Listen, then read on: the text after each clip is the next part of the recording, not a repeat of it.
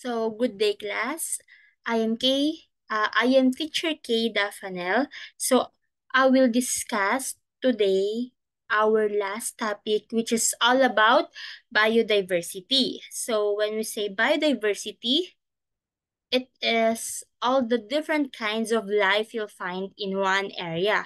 So the variety of animals, plants, fungi, and even microorganisms like bacteria that make up our natural world. So each of these species and organisms work together in an ecosystem like an intricate web to maintain balance and support life.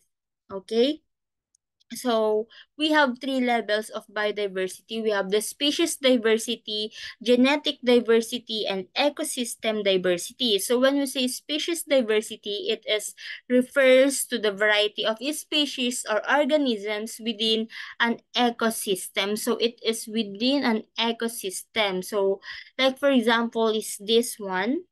And then next we have the genetic diversity. So when we say genetic diversity, it is the genetic information that organisms contain. So as you can see here, they only have one genetic information. That's why they have same or they are looks the same or what we call the dog. Next, we have the ecosystem diversity. It is refers to the different kinds of places where organisms live and the interconnections that bind these organisms together. So, as you can see here, we have the forest. So, andito yung mga tiger, lion, ganyan. So, they are the organisms na makikita natin sa forest. And we also have sa polar. Ano ba yung mga organisms na makikita natin sa polar? So we have the penguins, ganyan. And then sa grassland, we have the cow, carabao, and goat. Okay? Next, we have the taxonomy. So it is relating to a system for naming and organizing things, especially plants and animals, into groups that have similar qualities. So we have Carolus Linnaeus, which is the father of taxonomy. So he is the father of taxonomy. Tandaan nyo class, si Carolus Linnaeus. So in the 18th century, he is the taxonomist of 18th century, classified organisms by their structure, developed naming systems still used today, which is ito, yung modern system of naming known as binomial nomenclature. And we also have two-word name, which is yung genus and species, and then name the scientific name of humans, which is what we call the Homo sapiens. Okay. Modern taxonomic classified system. So we have here eight main levels of a classification system. So always remember these mnemonics. Did King Philip come over for good spaghetti? So, tatandaan nyo class, D is for domain, K is for kingdom, P is for phylum, C is for class, O is for order, F is for family, G is for genus, and S is for species. Tatandaan nyo, did King Philip come over for good spaghetti? So, domain, kingdom, phylum, class, order, family, genus, and species. Okay. So, we have here an example, which is sa domain, we have the Eukarya, and sa kingdom, we have the Animalia. Phylum, we have the Chordata. Class, we have the Mammalia. Order, we have the Primata. Family, we have the Hominidae. And genus, we have the Homo. And species, we have the Sapiens. That's why we have the Homo sapiens scientific name. Okay, scientific names also provide the identity of organisms and indicate their true nature. So, tatandaan nyo class, sa pagsusulat ng scientific name, kapag computerized or kung kaya naman isulat is naka-italic siya. And then yung second name or second word rather is maliit or small letter yung ginagamit. While sa first na word is capital letter. So, for example, dito sa Homo sapiens, yung Homo, yung H is capital letter, while yung sapiens is, yung letter S is small letter siya. Okay? Now let us move on to the domain. So it is the largest category into which organisms have been classified. Kingdom, it is divided into various, which is phyla. Pag singular, phylum. Okay. Class, we have the class. So each class have several orders and order have different kinds of family. And then family of many genera or singular we have the genus.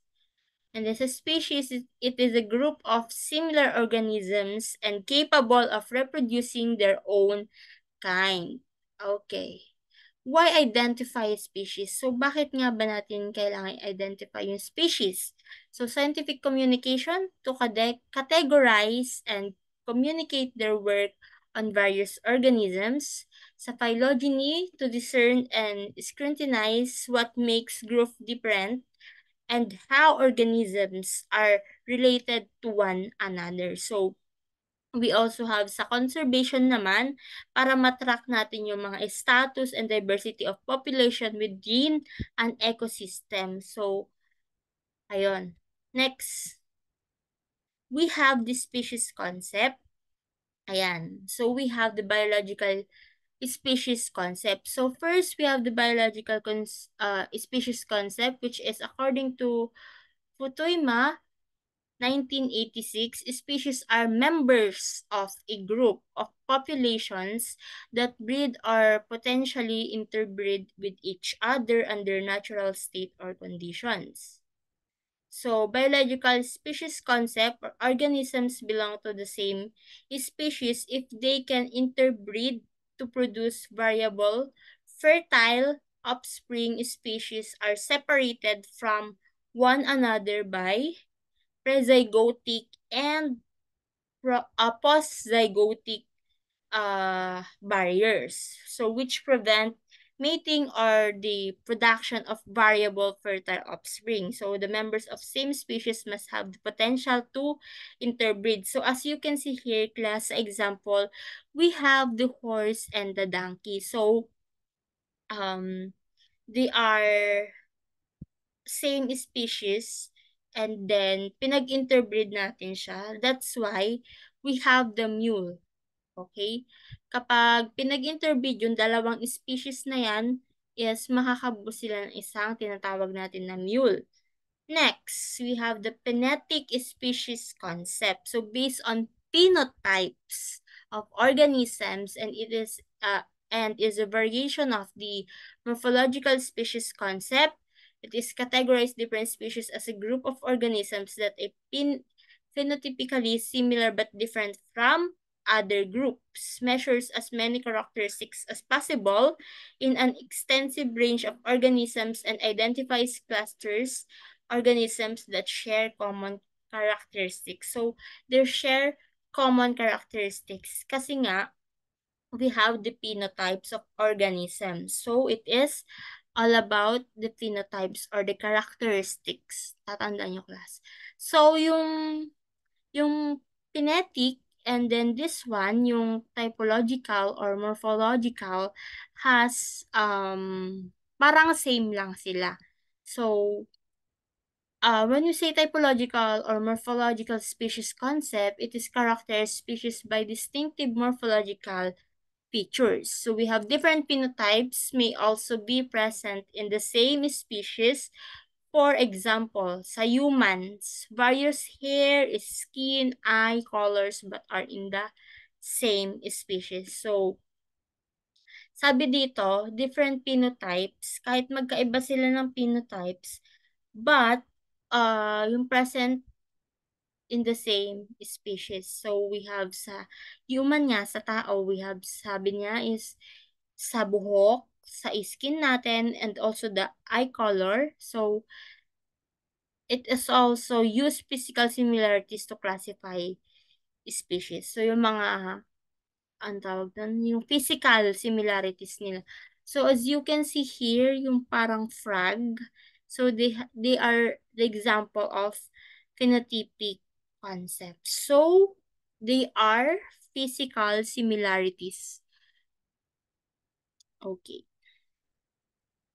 Phylogenetic or evolutionary species concept. So it suggests that two or more groups that evolve independently from an ancestral population can be considered and classified as belonging to various species. It is also defines the species in terms of population and ancestry. So we have here sa human, so the great apes, ayan, we have the wait lang. Ayan, we have the orangutan and then the gorilla and chimpanzee and then goes to human. Do you believe in that class? Yes, of course. Um, based kay Charles Darwin, the father of evolution. Ayan. So, next. Ay, ayan na. Okay.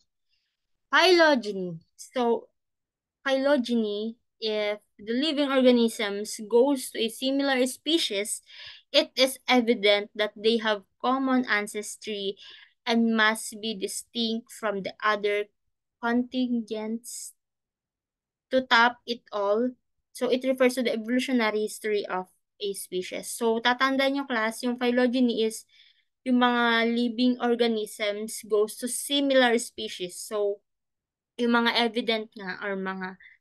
evident na galing sa mga common ancestry. So, yung example nga natin kanina, so we have the oragony, tapos naging gorilla daw, and then chimpanzee, and then naging human. So, that's the evident that they have common ancestry. So, that's the phylogeny.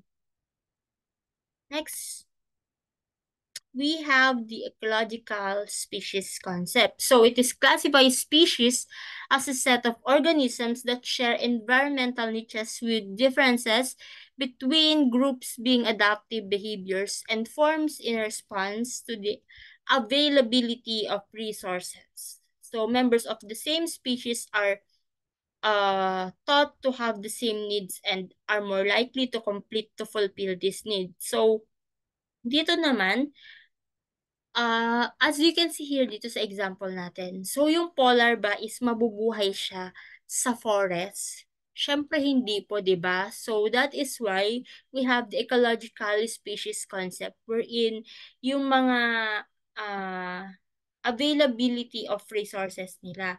So halimbawa, yung tiger, kaya niya bang tumira sa desert? Siyempre hindi.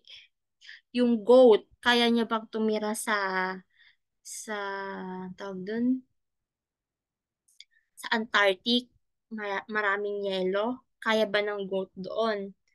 Or nung Carabao, kaya niya ba doon? Syempre hindi, kasi yung availability of resources niya is wala doon.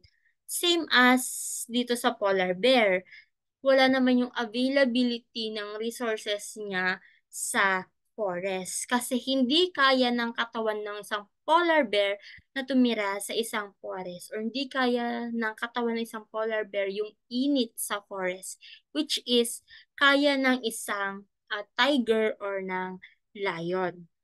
So, ayun po yung sinasabi doon sa ecological species.